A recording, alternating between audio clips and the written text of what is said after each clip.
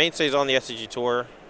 Caleb Scherer, a former Invitational champion and Players Championship runner-up, as well as a mainstay here on the SCG Tour. Player of the Year in 2017 or 2018, I believe. Zach Allen, recently in the Players Championship this previous year. Newer to the circuit as far as recognition is concerned, but certainly made a name for himself playing very well as playing great decks. And Allen acquitted himself very well on the tour last year, primarily playing control decks. Right. If you are into Esper in all formats, that title used to be held by Shaheen Soorani, but in terms of 2019, no one had a better year playing those archetypes than Zach Allen. Yep. Has moved away from that type of deck for this tournament specifically, simply because the other options are just too powerful. I think Esper controlled style decks are just a bit underwhelming. Even Shaheen Soorani didn't play it this weekend. No, I mean our control mainstays played something in the Primeval Titan or Urza space. Right. All right, so the game's underway here. Turn 1 from Zach Allen. He's going to start with a Once Upon a Time, digging probably for one of those mana creatures, but a lot of different things potentially at his disposal to look for. One of the mana creatures could be the look. Maybe he wants Castle Garenbrig to accelerate into a Primeval Titan. Maybe just needs lands in general. You never know, and that's the beauty of Once Upon a Time and why it's so good in this deck. Conferring with his teammate Harlan Fear to figure out what he thinks the best option here A friend of mine refers to this card as the load screen. Waiting, ... waiting, ... All right, game is underway. Now the question is, do you play it? It is tapped, but it looks like we're going to start with a Misty Rainforest. To me, that signifies a turn 1 play, whether that's going to be Arboreal Grazer or some other 1-drop. I have to wait and see.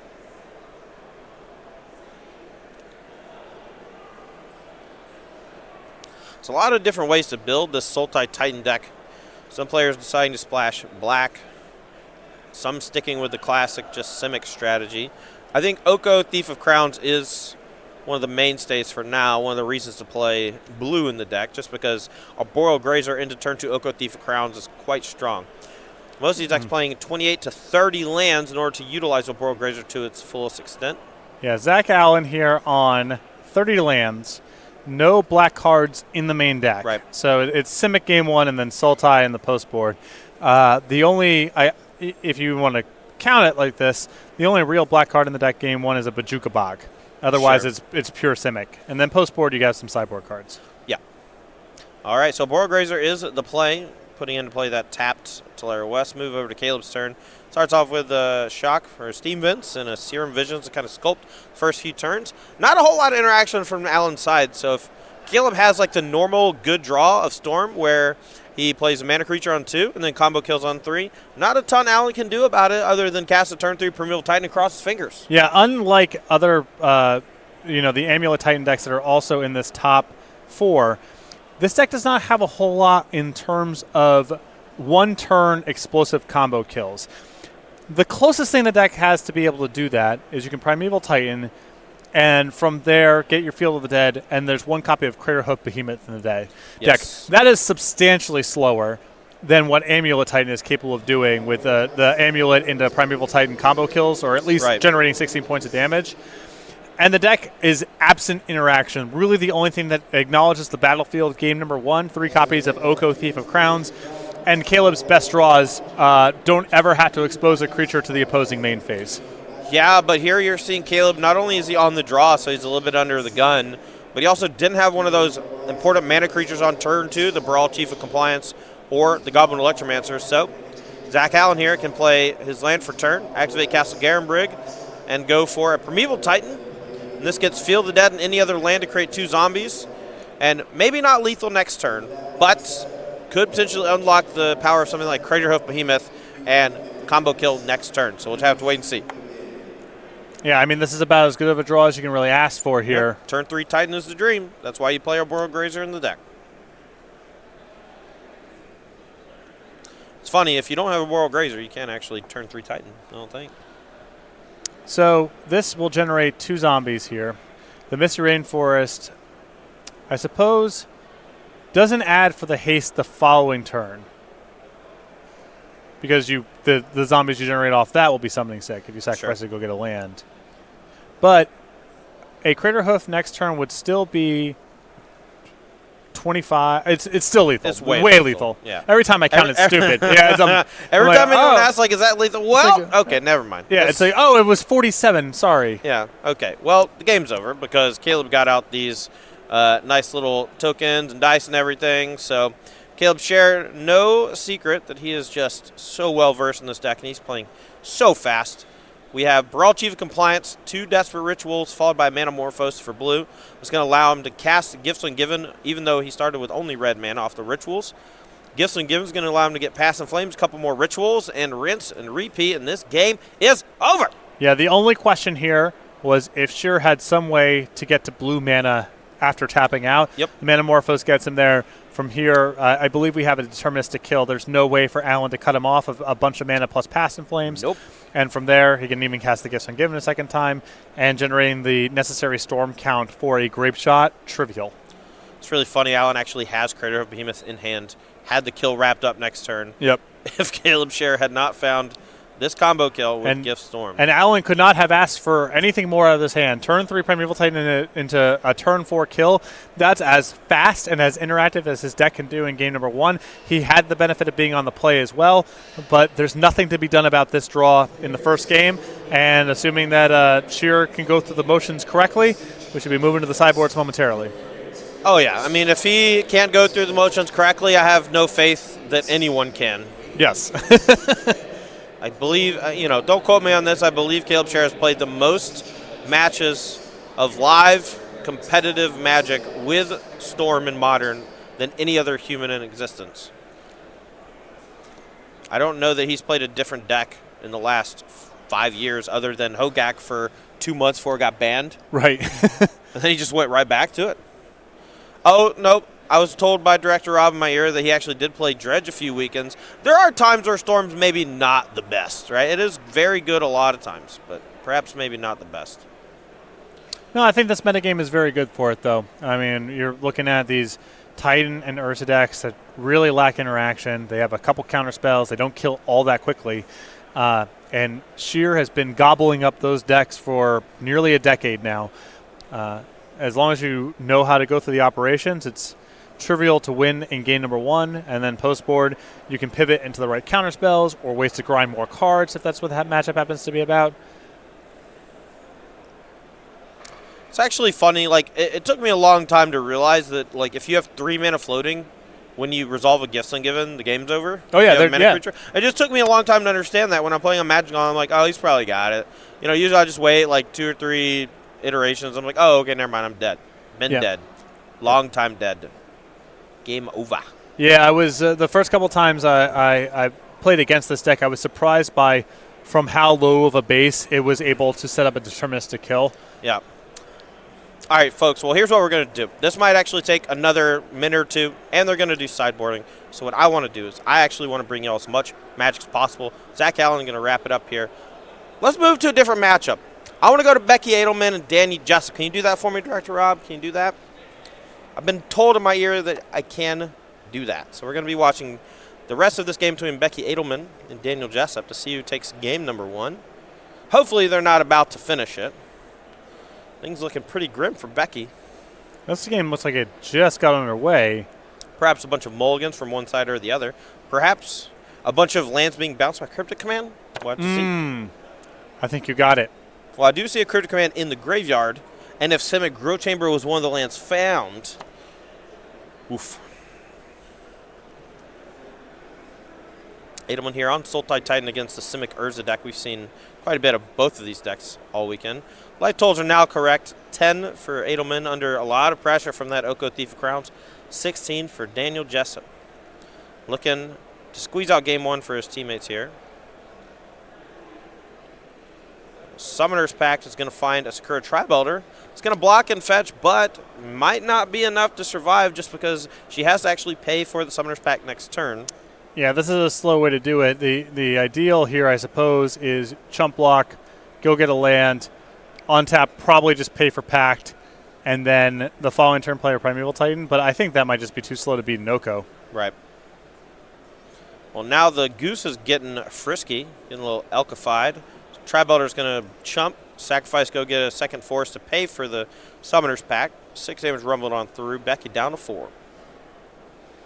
Now, if Becky has another green source next turn, and it's a ramp effect, she can actually maybe make a zombie to chump block, but I still think that it's going to be a little too much for her to overcome.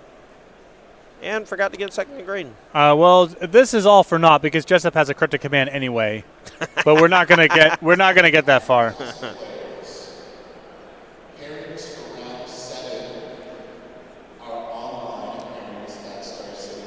Gonna go get a force instead. Yes. Jessup allowing her to take it back because he wants to show off his cryptic command here for lethal. Rude. I think she actually swapped out the island, the snow-covered island, on accident. We'll get that sorted, but the game is over. Just put the cryptic. All right, I'm gonna yell from here. No, it's all good. They got it sorted. Okay. Well, I was gonna yell at Danny to just cast this damn cryptic command. You slow rolling. What? Oh, you. Just play as Coil, whatever. Had it wrapped up. 6 different ways from Sunday. That's fine. Looked like that game was pretty tough for Becky. It was pretty late in the game. A lot of counters on that Oko, and she was really light on mana. Now, we also getting word that Harlan Fear on our other backup match playing Bant Snowblade does take game 1 against Daniel Diamato. You called that one, right? Spell Queller's pretty good against that there Stormback. Good clock. You know, the sort of Feast and Famine's very good there. You can even gain a little bit of life and keep yourself out of grape shot range sometimes. But a lot of it has to do with Spell Queller. That card is extremely good against Storm.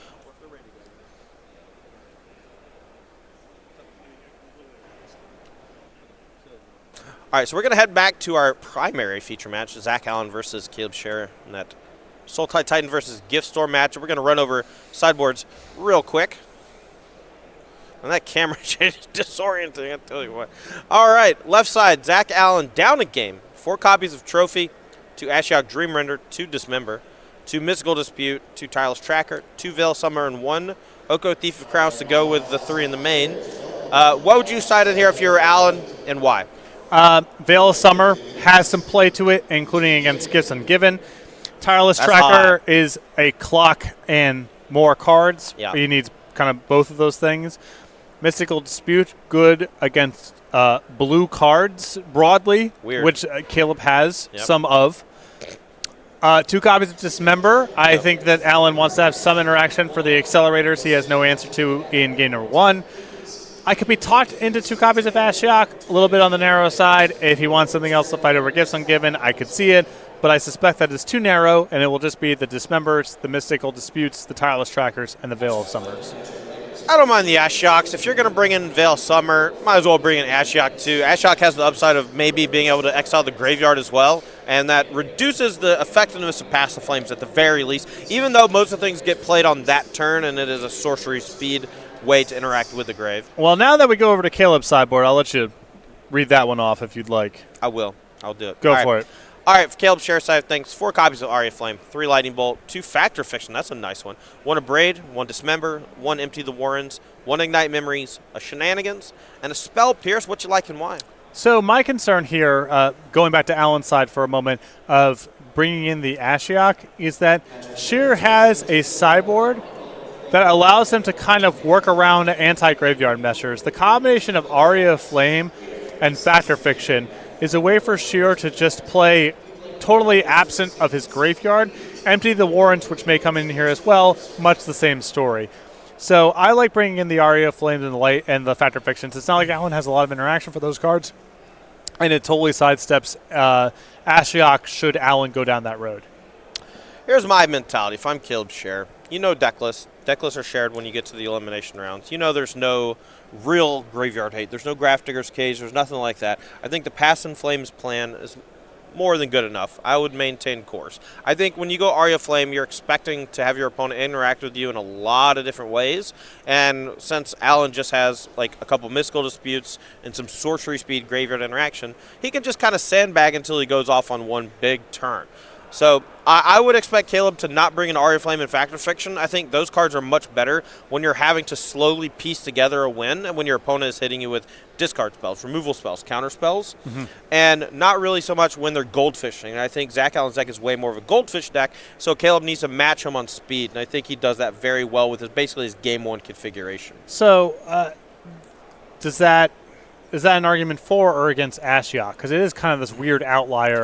Yeah, it's not really connected to goldfishing as fast as possible. No, I agree. I think, he understands he has to interact somewhat. He needs to slow the game down basically by 1 turn, right? But he still has to keep in almost all of his ramp and Primeval Titan Summoner's Pact, I think he could probably just cut Oko, but he might want that just to poof the creatures. But as we saw in Game 1, Caleb can also just sandbag those creatures until he's able to combo off, and Zach Allen has very few ways to actually interact other than 2 copies of Mystical Dispute. Gets a little trickier, though. The Mystical Disputes help out Oko because the way to play around Mystical Dispute is often just playing an Accelerator on 2 and then having enough mana to work around it on the 3rd turn should go that way.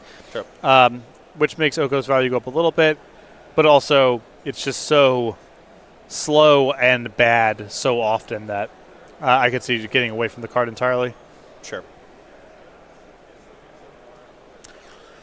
All right, these players here finishing up sideboarding, helping some of their teammates out with some various sideboard decisions, mulligans, etc. A lot of downtime occasionally between these games of Magic. It's unfortunate. That's why we're trying to bounce between matches that are playing still. Fortunately, they're all kind of in a holding pattern.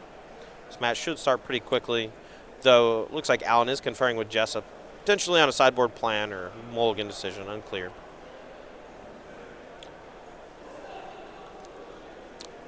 All these players here, regulars on the SCG Tour, putting up a great finish this weekend, the first Open of the year. Going to give them all enough points to put them into the top 16 of the StarCGames.com leaderboard. And that's going to give them 2 buys for the next solo Open. Which I believe is next weekend, if memory serves. Next weekend is Knoxville. I believe that is a modern Open. Mm-hmm. And that will be probably attended by most of these players because of that 2-buy incentive. Are you covering Knoxville? I am. Are you going? Couldn't make it. But not exactly. Cedric cut me out. You can always take my spot, dude. I'll take a weekend off. Most of my weekends I take off as a joke. You want to talk about? No, my flight's already booked. He's not going to say yes. Okay. All right. All right. We'll Skype you in. Get you I on. like Knoxville. Knoxville's a good city. You don't have any grudges with the SEC thing, or they're just so below? There used to be a rivalry. Right, yeah. When Peyton Manning played for Tennessee, there was a rivalry, okay? Yeah. Since then, we've, I don't want to say decimated them, because that would imply they won 1 out of every 10. Right. Yeah, they're not. It would be overselling their performance. It's been a while. I don't recall the last time that we lost to Tennessee, and we play them every year. It has been since before. So there was a time between like 2000 and 2006 where I just didn't watch football because I was a grungy kid and sports weren't my thing anymore, man. Rebellious. My dad's a coach. I'm gonna, right. And then all of a sudden, 2006, 2007, hang out with all my friends from Alabama, watching football, and hey, it's just a great time. Yeah. I never had that experience with my beloved Scarlet Knights. The Rutgers, yeah, they were just always bad. Yeah, had a little. In the early 2000s, there was a time. Wasn't there some good basketball Rutgers teams or nah? Women's team has been the women's team has been good, and this year actually they're kind of playing well. But I don't think they've made the tournament since the 90s. Mm-hmm. So Well, that would be the last time that I watched the NCAA basketball. And I honestly don't. I think that, they're again like late 90s, early 2000s. Rutgers women's team was up there with the Stanfords and Tennessees of the world as one of the top 10 programs in the country. Sure. I don't think it's like that anymore. Were they the one of the Dukes? Duke's been killing it in women's college basketball. Yeah, UConn. UConn. I'm sorry. Yeah. Yeah, UConn. Or was it both? No, they were. No, I don't think Duke's program has been sustained success. Oh, sorry. It was UConn. You're correct. My apologies. Yeah, UConn. All right, I'm about to walk over there and start screaming at somebody because this has been a minute. It's been about 9 minutes since these two have played a land. I'm guessing taking on a mulligan here. Maybe taking on a card to put back. There's a lot of decisions to be made. Modern is incredibly complicated, and a lot of the decisions are made in deck construction and mulligans. Yes. Which not a whole lot of formats are based on that. So.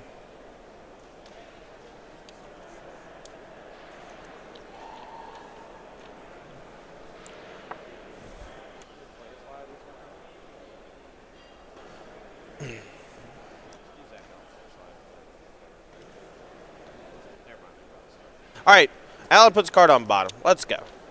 Alan's going to be on the play. Scherer puts a card on bottom. Let's do it. Verdict Catacombs is the play and a fetch. Seems like an Arboreal Grazer to me. What are your thoughts on playing Arboreal Grazer with 30 lands and yet not playing a lot of bounce lands like the Amulet Titan decks do? I know it's a little bit worse because you don't have Amulet of Vigor, but those bounce lands giving you virtual land drop seems like it's pretty good with something like Arboreal Grazer, right? I am guessing low confidence. I don't have a ton of experience with the archetype. I would guess that the bounce lands are dissonant with getting Field of the Dead online as fast as possible. Oh, they are. They are. And I think that's probably just so critical to the deck's fundamental plan, and the value of them is kind of this nebulous, like maybe it's a little bit better than having a different land drop. When you have Amulet of Vigor, it's just an entirely different equation. The rules are so different. Here, for a deck that's playing kind of a normal game of ramp, I think the lands are probably just not good enough to justify the Field of the Dead considerations. Sure, that makes perfect sense because you do need 7 different land types, so hitting all those land drops is important. But, we see the Amulet Titan decks kind of doing it in, kind of in spite of it, right? Yeah. But that card is not foundational to their plan. It's a way of winning longer games, whereas for the Sultai Titan decks, they are a field of that's their game plan. Correct. Okay. All right, that checks.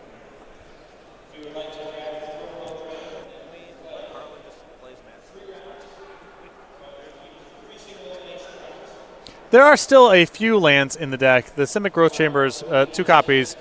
It works with some stuff, and I'm sure you get into some spots where it does guarantee a land drop every turn. Right. Once you have Field of the Dead going, and there's a couple good lands to pick up. But I think there's only the 2 copies, whereas the the Amulet Titan decks play quite a few more than 2. All right, well, Zach Allen here. His draw for the turn looks like it was a once upon a time. Didn't cast that for free last turn, so can only assume. Top 5 cards, looking a couple lands, an Explorer. Look like an Assassin's Trophy. Finds Castle Garenbrig. Let's see if he plays it for the turn or if he chooses to play a different land from hand. I have a soft rule about once upon a time. What is it? If you choose to cut my 4 cards, you're dead to me. Enemy. You are not a good person. That to me is a little bit strong. I would probably go with they don't have their priorities quite lined up the right way. Well, here's a development. Caleb Scherer actually missing his second land drop. Cast 2 Serum Visions. First one put 2 on the bottom. Second one put 1 on top, so you have to imagine that one may be coming down next turn, but this might be a spot where Allen is able to capitalize, especially if Scherer doesn't have one of those powerful 2-mana creatures next turn. Explore the play. Going to draw a card and allow Allen to play an extra land drop if he has one. The 30-land deck, though, looked like he's going to miss his 5th one. But still has 4 on the battlefield to Caleb's 1. So doing okay as long as he has some way to perhaps slow Caleb down if he has some piece of interaction. Steam Events go. Looks like he has a Manamorphose at the ready. Maybe a Remand or something, too, to slow things down. Castle Garenbrig online. A single extra green source there would have let him cast a Primeval Titan, so holding up Remand makes a lot of sense. Yeah, and at a certain point when you're bottlenecked, you're missing land drops, you just kind of got to cash in a Remand on the first thing, even if it's not if it's just going to get replayed here, it's not like the remand blew Allen out by any means, but got to do something. Right.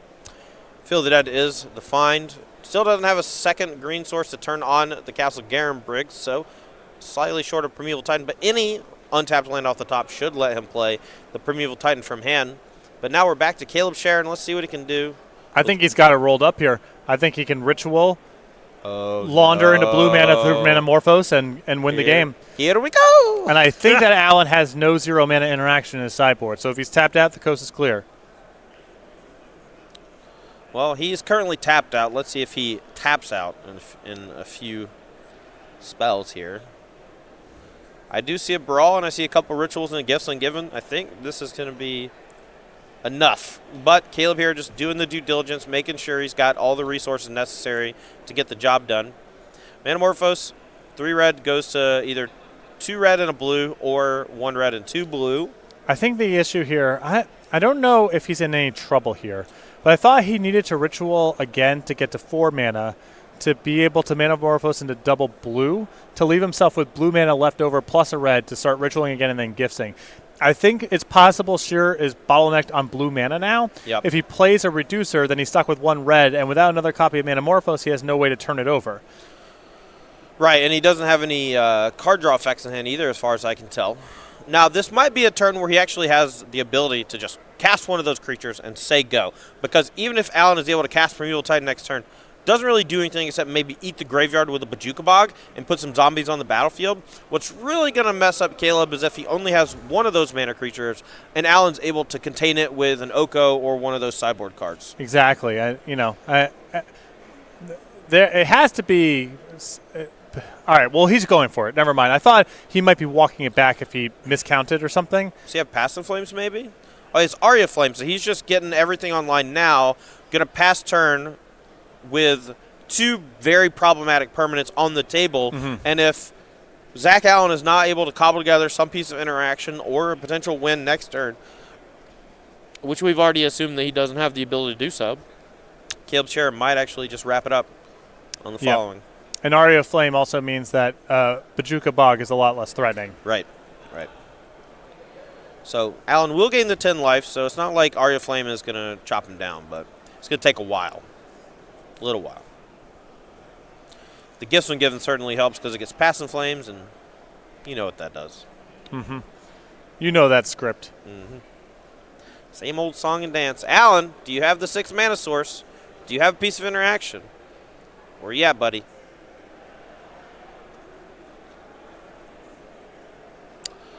Thinking about his options here. Tapping blue, black, and 1. I honestly have no idea what this is. Oh, I figured it out. It's Ashiok. That's a nice one. It actually exiles the graveyard and turns off Gifts Ungiven. Weird. I mean, you think it's going to be good enough here? Oh, I mean, I told you he was going to bring it in, and you were like, we may not bring it in. Yeah, I mean, it might. He might play his sideboard card and then knock it to untap. Well, yeah, see how that goes. No, he's definitely. We'll see. Oh, he's getting rinsed. Anyone's game. Oh yeah, here comes 3 rituals into kill your Ashiok, Gifts Ungiven, kill you. Yeah, the Gifts Ungiven is going to just be 4 mana counter on Aria Flame and be good enough. That's true. Okay. All right, ritual, counter on Aria Flame, make 3 red, deal 1 to Ashiok. Oh, it can target planeswalkers. I didn't even think we were going to have to go that far. Yes. Wow, this Ashiok is going to do nothing. It, it got rid of a Manamorphose. It was in the graveyard, which means that a ton of red floating can't translate into casting another blue card for the rest of the turn unless he has another Manamorphose, which he currently doesn't. So, well, the key card he could use here is Veil of Summer. His Veil of Summer, he can stop the Gifts Ungiven. True that. And then he's in not a bad spot. If he has nothing, though, this Gifts Ungiven, the trigger from Aria Flame is going to kill Ashiok, and then Scherer is just able to do whatever he wants. Okay. All right, well, 3 red floating. He's going to get Ritual, Manamorphose, and actually maybe Grape Shot or Passive Flames. Now, the normal stuff here probably good enough, but... Oh, actually, no. This is way good with Aria Flame. So yeah, never mind. I thought he might need the extra blue, but it's just going to be ritual, passive flames, ritual. You're dead. It's a million. It is just an outrageous amount of damage. I just wanted to just mention that you were like, I don't think you should bring an Aria Flame, and it's busted.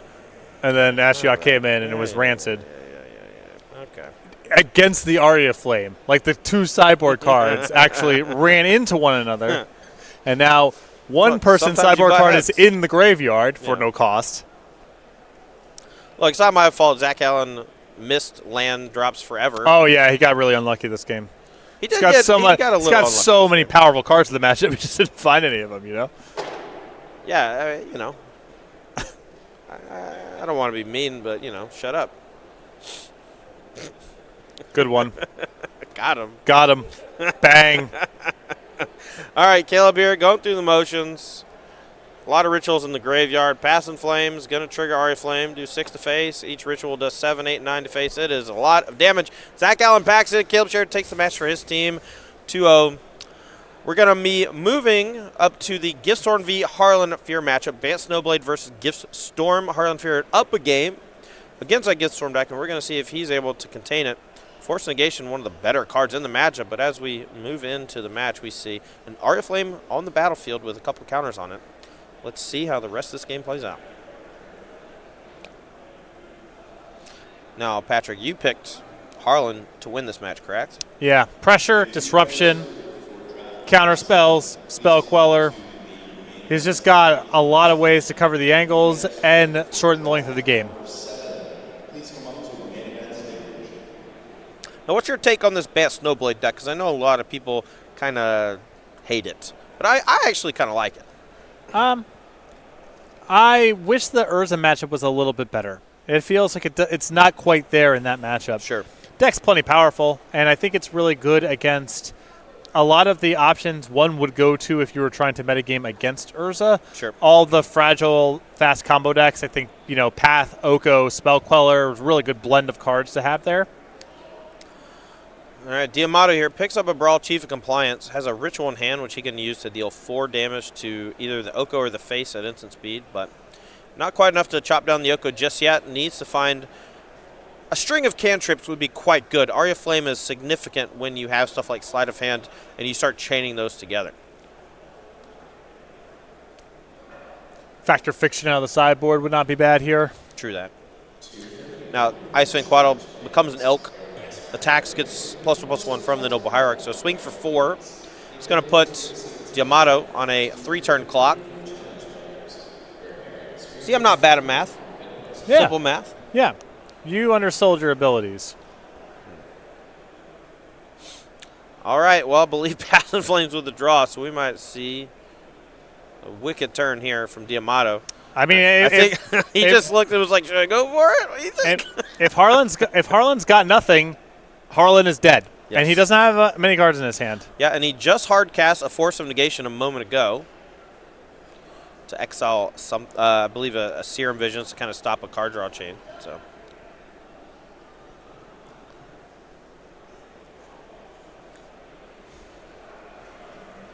All right, Spell Queller takes care of the Passing Flames, but that's a lot of damage from Aria Flame.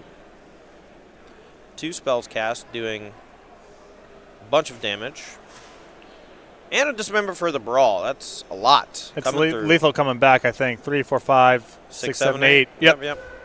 And that's the match. Harlan Fear takes his match 2-0. So we're going to have a decider here between Daniel Jessup and Becky Adlman. I know that Dan Jessup's already up a game, so we're going to move to that game already in progress. Get life totals updated for you in just a moment and figure out exactly where we are. Adlman on the right. 3 zombies, a bunch of lands at her disposal, including a Field of Ruin, which can make zombie at instant speed. Cavern of Souls, likely naming Giant for Primeval Titan. Harlan Fear's side of the board, no slouch. Emery, as well as an Urza Lord High Artificer and the Karnstruct. Looks like he's just been spinning for a while. 5 mana tapped from the last turn. Maybe had found that Emery off of it. And now Mystical Sanctuary putting Archmage's Charm back on top of the deck.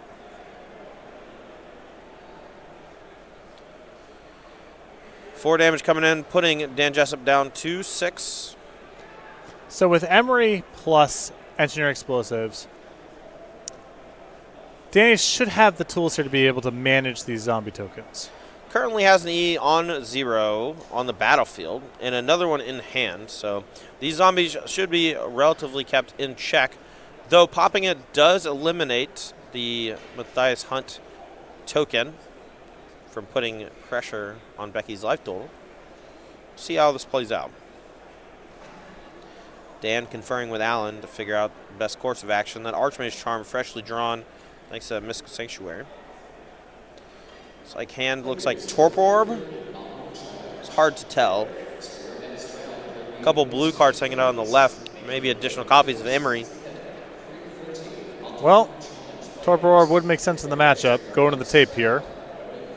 Yeah, because the Cavernous Souls is on Giants, there's very little reason to hold up a counterspell with the Archmage's Charm other than something like Summoner's Pact. So Danny here going to go ahead and fire that off to draw some cards and look for some more action.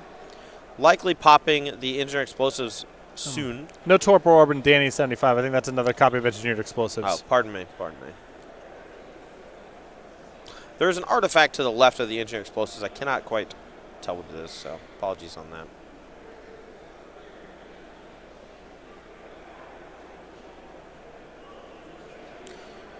Might be an Arkham's Astrolabe. Might be an Ether Spellbomb. Might have been the Mishra's Bauble that just hit the battlefield. Yeah.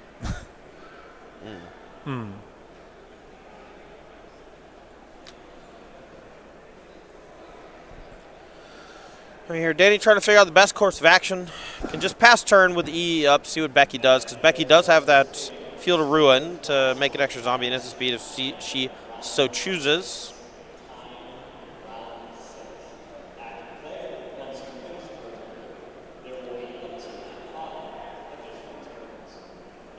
Becky here just waiting to get to untap. I know that feeling. Your opponent's getting to have all the fun. You're just like, come on, top deck.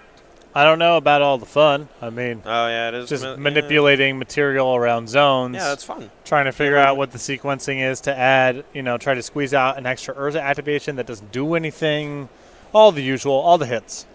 All right, I'm going to ask you a question. You tell me bad or good. Just that's all I want. Bad or good.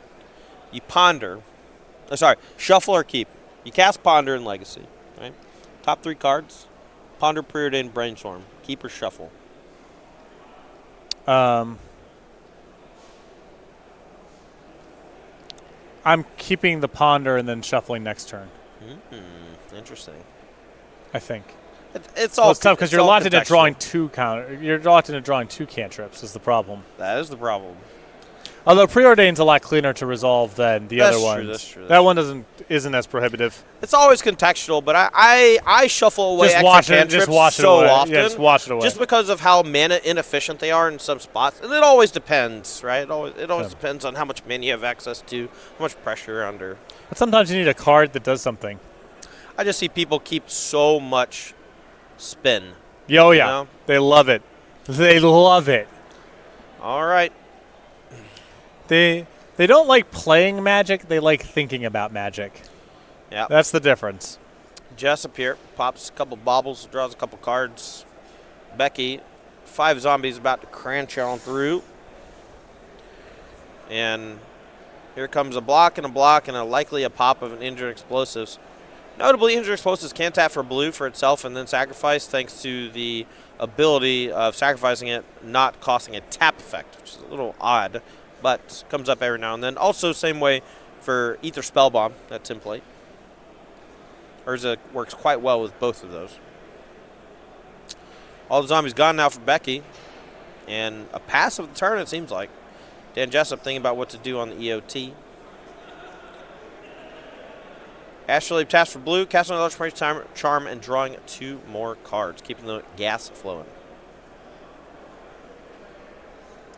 Becky pauses during the instep here. Let's see what she wants to do. Perhaps a Dismember or something.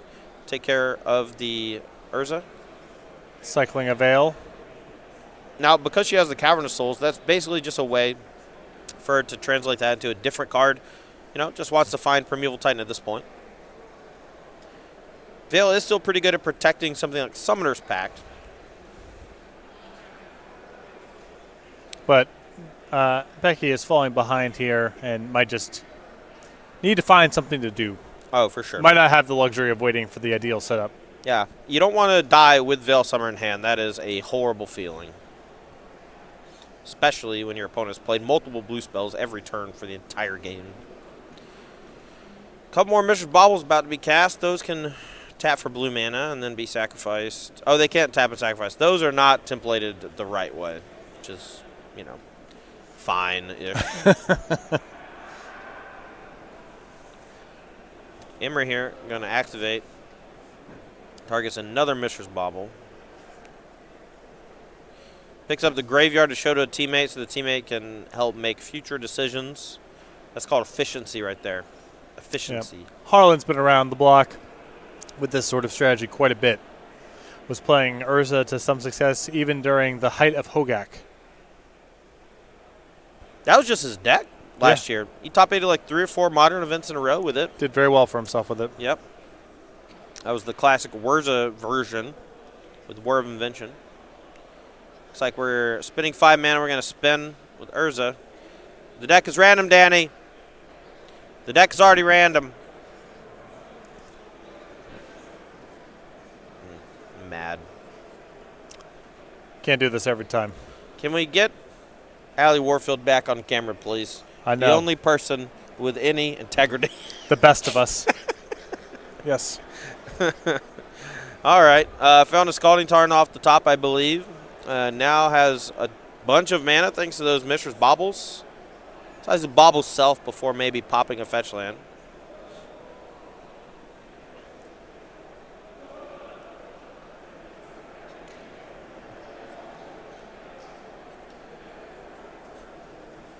You got to know that Becky is just like, come on. I know. Come on. Because I'm like, come on. Yeah, she's being extremely polite about all of this. To her credit. Well, she's probably also played against the deck 250,000 times this weekend. And so she's used to it. You know, you're probably a bit desensitized to it at this point. Another bauble targeting Becky. Handful of cards. 2 more coming on the next upkeep thanks to those Mishra's Baubles. The third one potentially if he so chooses. Zach Allen giving his best advice. Now, Danny can get like an Archmage's Charm off Mystic Sanctuary maybe, and then the triggers from Bauble will draw him some cards, which is kind of nice. So first draw, and then the second trigger on the stack. Going to go get Mystic Sanctuary. Becky out here just trying to play a land and make a zombie. That's it. It's fair. That's all. That's honest day's work. Yeah. Honest day for an honest pay. Let her take her turn. Yeah, please. Please, let her take her turn. Still got to put a card on top and then draw it. Now, Becky can respond to the draw still right now and use Field of Ruin to shuffle the deck. But Archmage Charm is not a huge deal thanks to that Cavern of Souls, as long as she's able to draw Primeval Titan proper. Let's go! Oh, Archmage's Charm, that's a tilt. Can she have the other Veil Summer? There's a Mystical Dispute. Looks like there's only 2 mana available for Dan Jessup. But does he have access to green mana right now for this Veil? Because I think his Breeding Pool got tagged by a Field of Ruin earlier. The Astrolabe's been tapped for some Urza shenanigans. So I don't know if he can access green mana right now. And if that's the case, then Becky gets the best of it here. Oh, I'm very happy about this. Oh, yeah. Go, Becky! Let's do a thing! All right, tutor for Primeval Titan. Cavern Souls. Naming, I don't know, Giant. Yeah. Primeval Titan being cast. Going to get probably 2 more Field of the Dead or Field of the Dead and Vesuva. We're going to make a boatload of zombies, though you can maybe get a utility land somewhere in there, too, because the Engineering Explosive is going to clean up the zombies quite nicely. Yeah, there's still the issue of what are you doing about Emery? Blast Zone seems like a reasonable find. Yeah, second copy of Field plus Blast Zone. I could be talking to that. Yep. Unfortunately for Becky, she can't get Vesuva plus Blast Zone and use the Vesuva to copy the Blast Zone. Those two lands entering at the same time don't actually see each other while you're choosing the card for Vesuva to copy. It's a bit strange, but if she did want to Blast Zone, she'd have to wait at least for another Titan trigger. Now here's a nice one. Simic Grow Chamber plus Talaria West. That's going to allow her, much like the Amulet Titan decks, to return Talaria West to her hand and perhaps transmute that next turn for another Summoner's Pact and go get another Primeval Titan. She does have to pay 4 mana next turn for the previous Summoner's Pact. We'll see how this next few turns play out.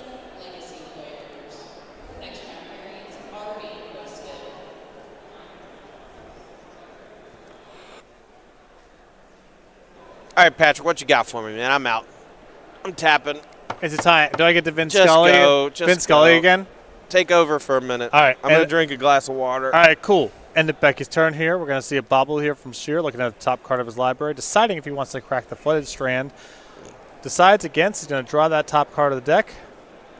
Going down his turn, facing down a Primeval Titan, multiple zombies, and multiple copies of Field of the Dead. At 5 life, getting pretty low. Has a lot of resources to work with, but can't take one more large hit. Yeah, 5 life only. Getting pretty low there. Needs to find either some way to get this Primeval Titan off the battlefield or some way to contain it. Looks like we're going to be popping the Engineered Explosives, and that combined with Imri, Lurker of the Lock, allows Danny to continually contain the zombies. And it's just going to be up to whether or not he can find an answer for the actual Primeval Titan. Once it's on the battlefield, though, that's pretty tough to do outside of Oko, Thief of Crowns, which may not actually be in the deck anymore. They're not that good in the matchup. They really only interact with Primeval Titan once it's already gotten its value. Yeah, definitely some softness to zombies. And so not a star in this matchup, but now would be a good time for it for sure. All right, well, looks like I am mistaken. Here is Primeval Elkton.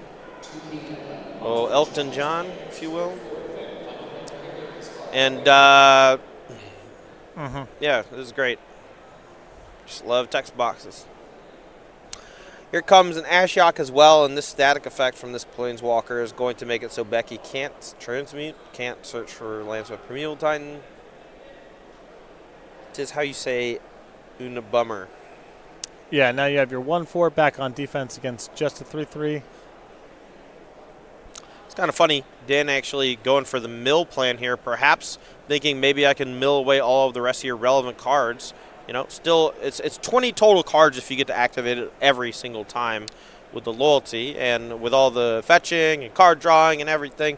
There's a chance Dan actually just wins via mill, which is horrible. Yeah, I mean, there's you have the Boring. You have the hope of being able to hit some key bullets, and the game's going on for a long enough time. It's going to be very hard for Becky to assail any of these Planeswalkers. She's so far behind in battlefield presence. Anything large she can play is just turned into an elk. And so definitely in range for her to get decked here, especially since Jessup has 3 copies of Ashiok in the deck. Oh, so yeah. That's 20, Minus 40, makes a 60. lot, yeah, minus makes a lot more sense now. Makes a lot more sense. Now, Zombie made an island for turn. A Boreal Grazer, if this plays land, can make another. But as we've said time and time again, that zombie army is contained quite easily by Imri plus Engineered Explosives. So zombies will never really get to attack if Dan Jessup doesn't want them to. No land from the Grazer. Becky going to pass the turn with just Talaria West in hand, but unable to transmute thanks to the static effect from the Ashiok. Got to think of those Planeswalkers a lot like enchantments that have, you know, activated abilities that you can only do a certain number of times. Ashiok is one of the better of those, I think, for the Eternal formats because of all the deck searching. Yeah, I don't mind hitting on that sort of thing. That's, you know. I mean, it feels bad if you're playing that type of deck, but also, you know, you playing that type of deck usually means that you're searching your deck 2 or 3 times a turn, and that's just... For sure. Yeah, I think Ashiok goes after the right people. Sure. No problem with that design.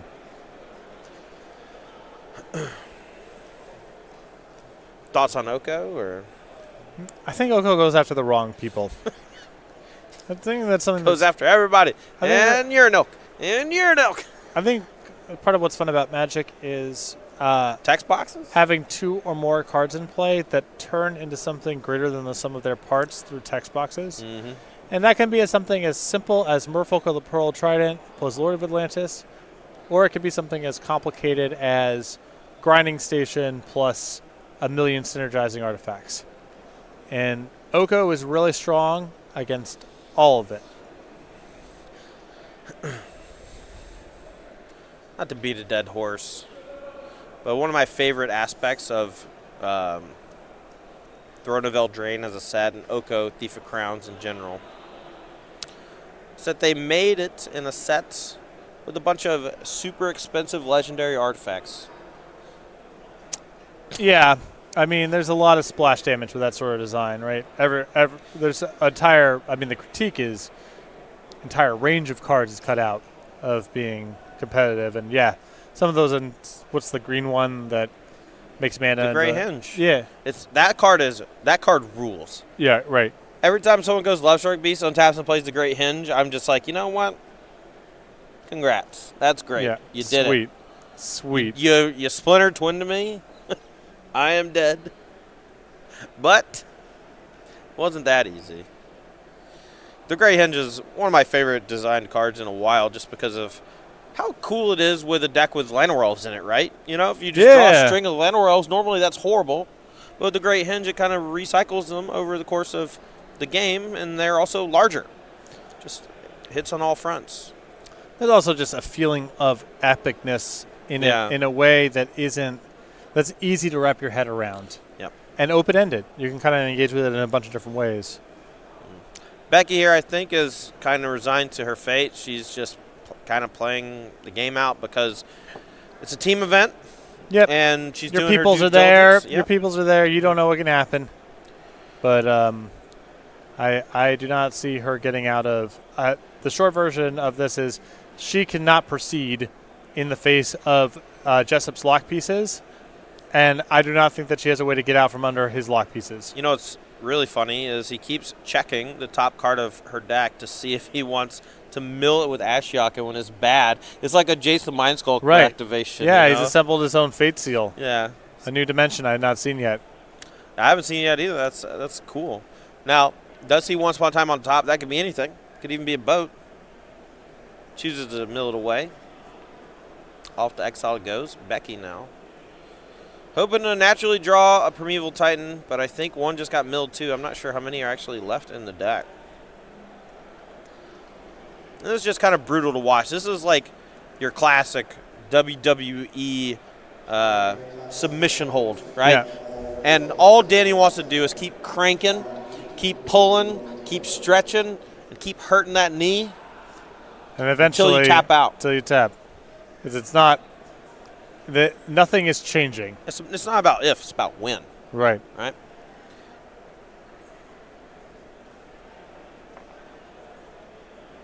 If only someone could come in with a metal chair, spice things up a bit.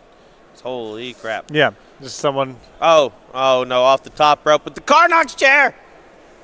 Damn, Jessup. He killed him. He killed him. Oh, Becky finds a Ghost Quarter. That can potentially reset the top of the deck. Oh, it's also sick with Field of the Dead. You just go get a land. Well, you could if Ashiok wasn't locking you down. Oh, man.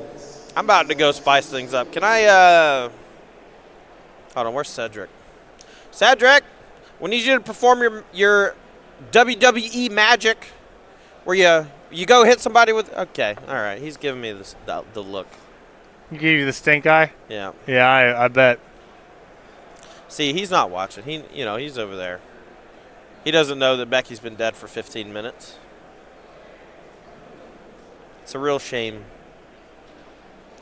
Looks like we have some updates from our other match in the top 4. Edgar Magiesh, Matthew Dilks, and Will Pulliam into the finals.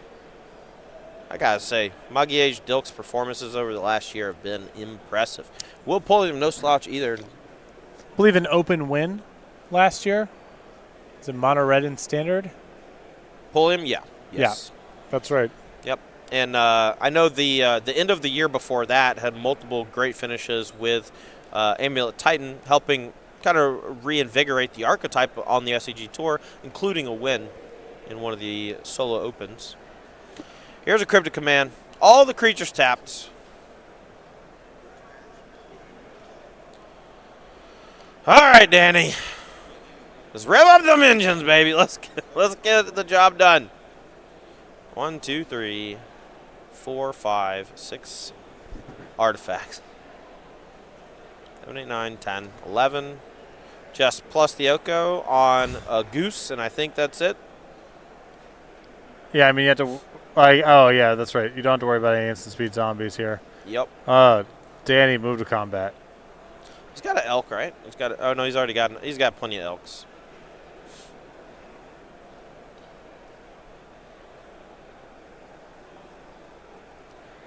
Here it comes. Back inside place.